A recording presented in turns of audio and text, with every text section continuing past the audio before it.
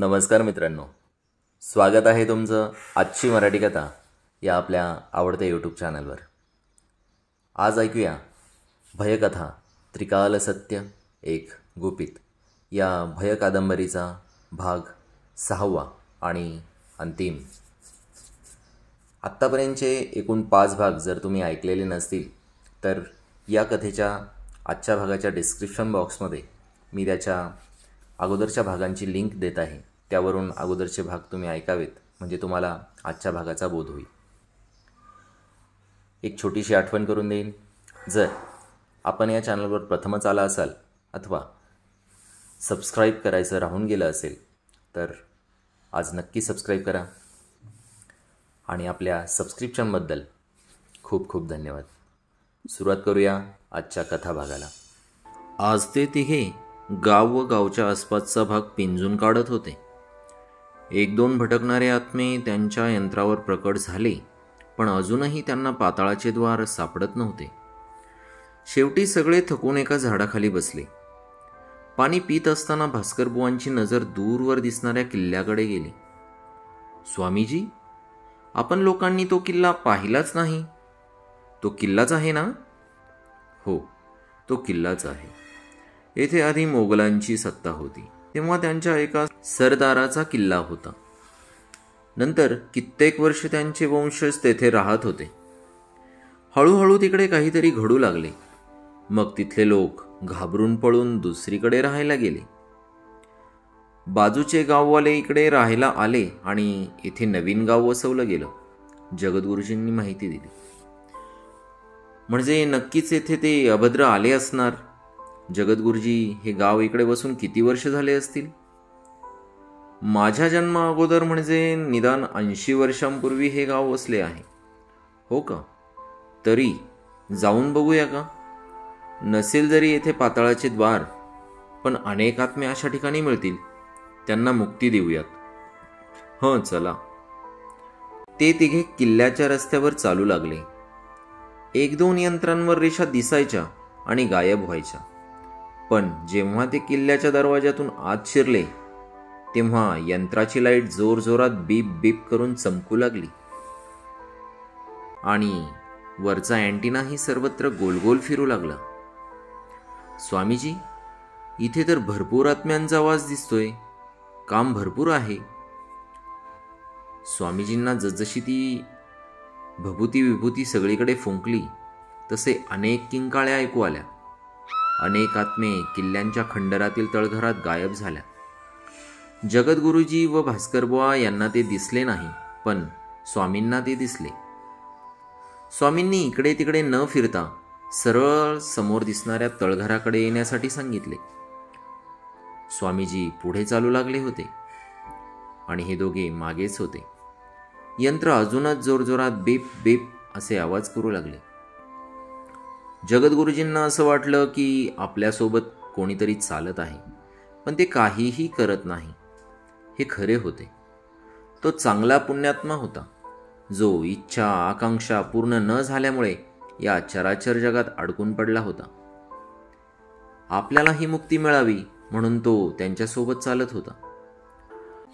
स्वामींना याची जाणीव होती, पण आधी वाईट व भयंकर आत्म्यांना मुक्त करून किंवा बंधनात अडकवून पाताळात पाठवणे जरुरीचे होते, म्हणून ते त्याच्याकडे दुर्लक्ष करत होते. जसे या जगात देव आहेत तर भूते पण आहेत. चांगली माणसे असतात तर त्यांचे आत्मेही चांगलेच असतात. प्रत्येक आत्मा वाईट असतोच असे नाही. प्रत्येक आत्मा त्रास देतोच असेही नाही. चांगले आत्मे मुक्ती मिळवण्यासाठी धडपडत असतात, तर वाईट आत्मे शक्ती मिळवण्यासाठी धडपडत असतात. प्रत्येकाच्या मुक्तीची वेळ ही ठरलेली असते. प्रत्येकाला जिवंत असतानाही आणि मृत्यूनंतरही आपापले भोग भोगल्याशिवाय मुक्ती मिळत नाही. जे भोग जास्त भोगतात त्याला नरक यातना म्हणतात, पण काही आत्म्यांना नरकातही जागा मिळत नाही. मग अशा आत्म्यांना पाताळात धाडलं जातं. मुक्ती ही 2 प्रकारची असते. एक, मुक्ती मिळाल्यानंतर लगेच मोक्ष मिळतो, तो भगवंतांच्या चरणी लीन होतो, तो परत जन्म घेत नाही. 2, मुक्ती मिळते आणि लगेच दुसरा जन्म मिळतो, आणि मागच्या जन्मातील पाप पुण्याचा हिशोब इथेच चुकता करावा लागतो. असो, तर ते तिघे तळघरात पोहोचल्यानंतर स्वामींना समोर एक विवर दिसले, ज्यातून आत्मे आत जात होते. भास्करबुवा व जगद्गुरुजींना ते दिसत नव्हतं, पण काहीतरी विचित्र अनुभव त्यांना येत होता. भास्करबुवा हे यंत्र चालवून पुढे जाणार इतक्यात स्वामींनी त्यांना अडवले. थांबा भास्करबुवा, तिकडे पाताळाचे द्वार आहे, आत जाल. भास्करबुवा घाबरून तेथेच थांबले. इकडे तिकडे पाहू लागले. त्यांनी जरी अनेक आत्मे पकडून मुक्ती दिली असली तरीही ते यंत्राच्या साह्याने. त्यांच्या डोळ्यांना काहीही दिसत नव्हतं. आता त्यांना पाताळाचे द्वार बंद करायचे होते. रंगय्या स्वामींनी पूजा सुरू केली. भास्करबुवा आपल्या यंत्रावर एक एक आत्मा पकडत होते आणि रंगय्या स्वामी त्यांना मुक्ती देत होते. पण काहींना मुक्ती नको होती. ते विरोध करत होते. खूप मोठा धुळीचा लोट त्यांनी उडवायला सुरुवात केली. डोळ्यात माती जाऊ लागली. रंगय्या स्वामींनी लगेच तिघांभोवती एक वलय निर्माण केले, पण त्या वलयालाही हादरा बसायला सुरुवात झाली. आता तळघरात खूप गरम व्हायला लागले होते. त्यांचा जीव कासावीस व्हायला लागला. श्वासही कोंडायला लागला. रंगय्या स्वामींनी लवकरात लवकर ते विवर बंद करणे आवश्यक होते. त्यांनी अजसनहूचे मंत्र म्हणायला सुरुवात केली. त्यामुळे सगळे आत्मे घाबरून आत गेले. त्याचाच फायदा घेऊन रंगय्या स्वामींनी ते विवर बंद करून टाकले. खुणेसाठी त्यावर एक मोठा दगड ठेवला. त्यावर एक अभिमंत्रित धागा बांधला. त्या तळघराच्या चारही बाजूंना विभूती भभूती टाकून तळघराचा दरवाजा बंद केला. त्याला टाळे लावून त्यावर एक धागा बांधला. तसेच एक भीतीदायक मुखवटा बाहेरून लावला, जेणेकरून कोणत्याही लोकांनी ते उघडू नये म्हणून. मग त्या तिघांनी तळघराच्या दरवाजासमोर मोठमोठे दगड टाकले. दरवाजा त्यामुळे दिसायचा बंद झाला. मग ते तेथून निघून गावात आले. गावात भयान शांतता होती. पण रंगय्या स्वामींनी ती वादळापूर्वीची शांतता आहे हे जाणले होते. आज रात्री काहीतरी भयंकर घडणार आहे हे त्यांना जाणवत होते. त्यांनी रात्री यज्ञकुंड प्रज्वलित करून खूप अग्नी निर्माण करायचा हे ठरविले. त्यासाठी कापूर, धूप, तूप, अगरबत्ती, राळ असं बरंच काही ते जमवत होते. त्यांच्या प्रयत्नांना यश येणे जरुरीचे होते. पूजेची तयारी सुरू झाली. रात्रीपासूनच होम हवन सुरू झाले होते. आता वाड्यात हवन होणे गरजेचे होते. त्यासाठी आधी वाड्यातील आत्म्यांना मुक्ती देणे जरुरीचे होते. पण हे सोपे नव्हते, कारण प्रत्येकजण मुक्त होईल असे नव्हते. तसेच त्यांना जरी मुक्ती मिळाली तरीही पाताळातील विवरातून असंख्य आत्मे येणारच होते. आज प्रदोष सुरू झाला. रंगय्या स्वामी व जगद्गुरुजी तसेच आजूबाजूचे भट व जंगम पूजेला बोलावले होते. खरं तर ते अगोदर यायला तयारच नव्हते, पण त्यांना काही होणार नाही याची हमी रंगय्या स्वामींनी घेतली. पहाटे 4 पासूनच मंदिरात मंत्रघोष गुंजू लागले होते. 100 लोकांचा जोरजोरात आवाज सगळीकडे दुमदुमू लागला होता. झोपेत असलेले लोकही घाबरून उठले होते. सगळेच पटापट अंघोळ करून मंदिरात येऊन जप करत बसले. म्हातारी माणसे व मुले एकाच रूममध्ये येऊन बसले होते. मंत्राच्या आवाजाने परचुरे वाड्यातही खळबळ माजली होती. बाळ व ते अभद्र इकडे तिकडे धडका देत फिरत होते. बाळ आज मोठ्या माणसाच्या आकाराचे दिसत होते. वाड्यातल्या अनेक भिंती पडत होत्या. मोठा आवाज होत होता. तसेच एका विचित्र अशा प्राण्याच्या ओरडण्याचा आवाज येत होता. तो आवाज ऐकून सगळ्यांच्या अंगावर काटा येत होता. सगळा वाडा हादरत होता, जणू मोठा भूकंप आल्यासारखा. सूर्य डोक्यावर आला आणि रंगय्या स्वामींनी वाड्यात जाण्याचा निर्णय घेतला. स्वामीजी कशाला विषाची परीक्षा घ्यायची? दरवाजा बंद आहे तोपर्यंत ते अभद्र आत शांत आहे. दरवाजा उघडला आणि त्याची शक्ती वाढलेली असेल तर ते बाहेर येईल आणि सगळे गाव बेचिराग करेल, उद्ध्वस्त करेल. आपलं तर काय होईल माहीत नाही. आपण आधी एक करू, त्या बाजूच्या घराच्या गच्चीवर जाऊन आगीच्या मशाली वाड्यात फेकू. तसंही वाडा आतून पूर्ण लाकडी आहे. वाड्यात आग पसरेल मग त्या आगीत होम हवनाची सामग्री टाकूया. त्यामुळे तिथले आत्मे मुक्त होतील किंवा आत पळून जातील. ते अभद्रही आत पळून जाईल. आग आणि उजेड याच्याशी त्याचा संबंध नाही, त्यामुळे ते घाबरून आत पळेल. त्यानंतर दरवाजा उघडू आणि आत जाऊन तळघरातील विवर बंद करू. जगद्गुरुजींचे म्हणणे रंगय्या स्वामी व सर्वांना पटले. मशाली तयार करून 10-12 जण जे पूजेत महारथी आहेत तेच बाजूच्या गच्चीवर मशाली घेऊन गेले. या मशाली कापूरयुक्त तुपात भिजवलेल्या होत्या. 4-5 मशाली फेकल्या, पण आग पेटली नाही. सगळे चिंतेत बसले. काय करावं कळेना. पण तितक्यात जगद्गुरुजी मशाल फेकायला गेले आणि परचुरे वाड्यातच कोसळले. सगळे जोरात ओरडले. पहिल्या मजल्यावरून पडले तरीही त्यांच्या कमरेला जबरदस्त मार लागला. पाय मोडला, पण घाबरून त्यांना चक्कर येऊ लागली. ते धडपडत उठायचा प्रयत्न करू लागले, पण त्यांच्या समोर अनेक आत्मे येऊन उभे राहिले. मशालीमुळे ते दूर होते, पण जगद्गुरुजींना आपला मृत्यू दिसू लागला.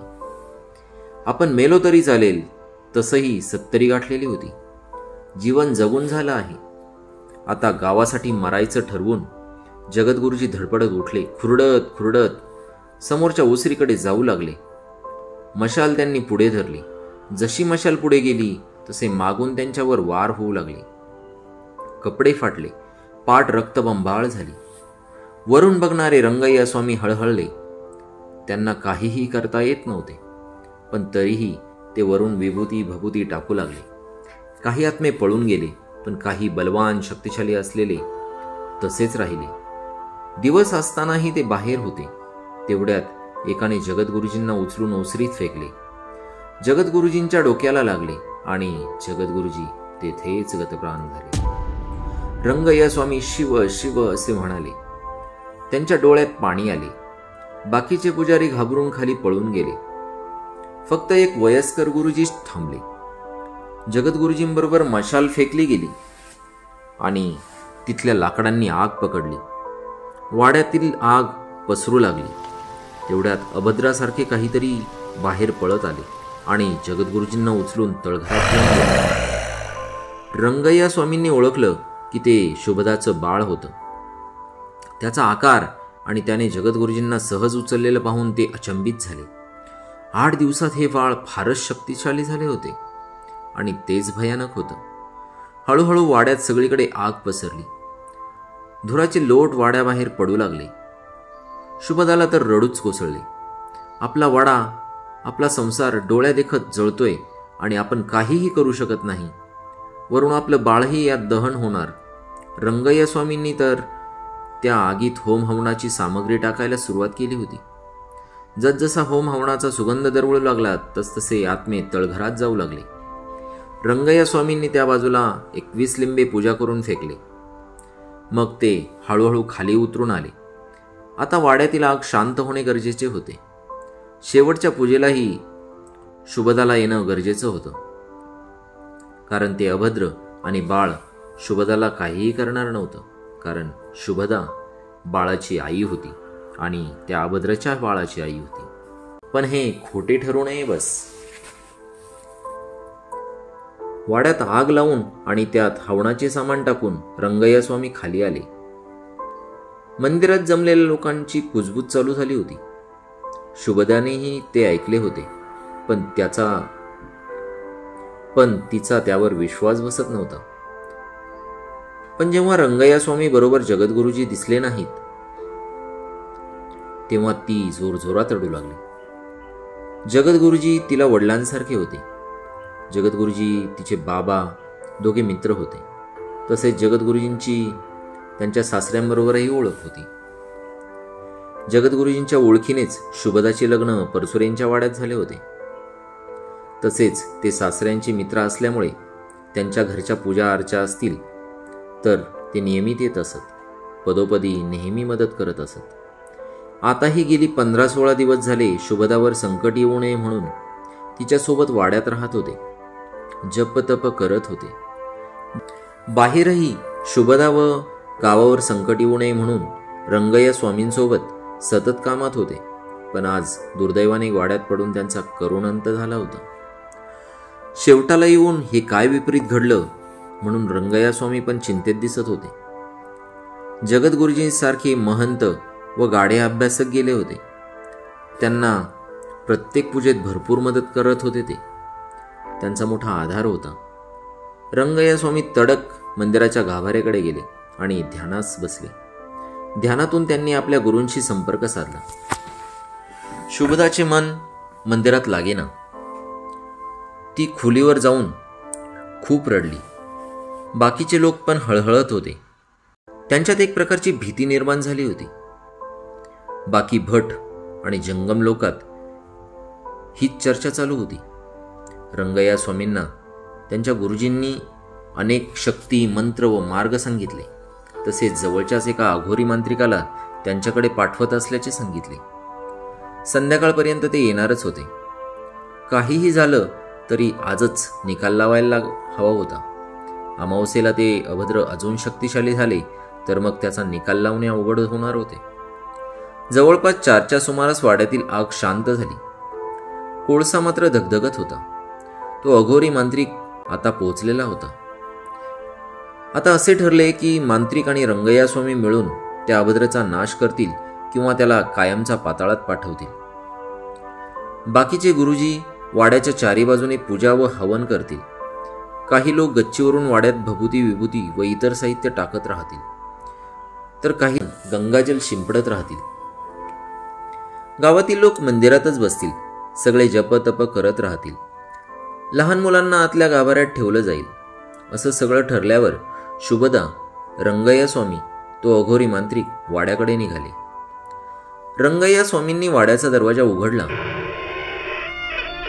आत अजूनही धग होती. आत पाऊल ठेवताच प्रचंड गरम होऊ लागले. एकतर आगीची धग वरून, त्यात अभद्रानेही वातावरण विचित्र करून ठेवल्यामुळे गरमी वाढली होती. रंगय्या स्वामी चालत वाड्याच्या मध्यभागी गेले आणि तेथेच त्या धगीवर मांडी घालून बसले. शीतकटी प्रवाह भोगण मंत्र म्हणायला त्यांनी सुरुवात केली. जसजसा मंत्रघोष वाढत गेला तसतसे वातावरण थंड होत गेले. त्यांनी हाताने मांत्रिक व शुभदाला आत यायला सांगितले. पूजा सुरू करण्याअगोदर शुभदाला देवघरात जाऊन बसायला सांगितले. ती तेथे जाऊन गायत्री मंत्राचा जप करू लागली. रंगय्या स्वामी सगळ्या वाड्यात फिरून पाहून आले. एकही आत्मा बाहेर नव्हता. अभद्रही तळघरातच होते. तसेच बाळही आत होते. रंगय्या स्वामींनी मांत्रिकाला तळघराच्या दरवाजाच्या डाव्या बाजूला बसून पूजा करायला सांगितली आणि ते उजव्या बाजूला बसून पूजा करू लागले. दोघांच्याही मंत्राचा मंत्रघोष गुंजू लागला आणि आतील ते 2 अभद्र घाबरले, चिडले. ते आतल्या भिंतींना धडका मारू लागले. त्यामुळे वाडा हादरू लागला. बाहेर रंगय्या स्वामी व मांत्रिक दोघेही बाजूच्या भिंतीवर धडकू लागले. हातापायाला व कपाळाला मार बसू लागला. या गोंधळात तळघराचा दरवाजा पडून आत जायचा रस्ताच बंद होऊन गेला. काहीही करून आत जाऊन ते पाताळाचे विवर बंद करणे गरजेचे होते. फक्त दार बंद करून गेलं तर ते अभद्र भिंत पाडून दुसऱ्या ठिकाणाहून बाहेर आले असते. दरवाजा व दगड अतिशय वजनदार होते. तसेच दरवाजा खुला करेपर्यंत रात्र झाली असती. मग त्या अभद्राची शक्ती अजूनही वाढली असती. तसंही 5:30 वाजत आले होते. पूजा 7च्या आत पूर्ण करावी लागणार होती. रंगय्या स्वामींना आता एकच मार्ग दिसू लागला होता. तो म्हणजे ते अभद्र पडलेला पसारा दूर करून बाहेर येईल किंवा बाजूची भिंत पडेल. त्यांनी आपले पटकन बोट कापले आणि त्या मातीच्या ढिगाऱ्यावर रक्त टाकले. इतके दिवस उपाशी असलेल्या त्या अभद्राला रक्ताचा वास लगेच आला. त्याने तो ढिगारा दूर करून बाहेर येण्याचा प्रयत्न केला. ते जसे बाहेर आले त्यावेळी मांत्रिकाने मंत्रित केलेली राळ व रंगय्या स्वामींनी गंगाजल त्याच्या अंगावर शिंपडले. लगेच विभूतीही फुंकली. अंगावर विस्तू पडल्यासारखे ते अभद्र चित्कारले. त्याच्या त्या ओरडण्याने कानाचे पडदेही फाटतील की काय असे वाटू लागले होते. ते अभद्र आत पळाले. त्याच्या मागे मांत्रिक व रंगय्या स्वामी पण गेले. त्या अभद्रने आधी बाळाला विवराच्या आत ढकलले आणि तो पुढे येऊन त्या दोघांना विरोध करू लागला. या दोघांच्या मंत्रामुळे त्याची शक्ती क्षीण होत होती, पण तो बाळाला वाचवू पाहत होता. बाळ विवरातून रागाने बाहेर यायला पाहत होते, पण ते अभद्र त्याला येऊ देत नव्हते.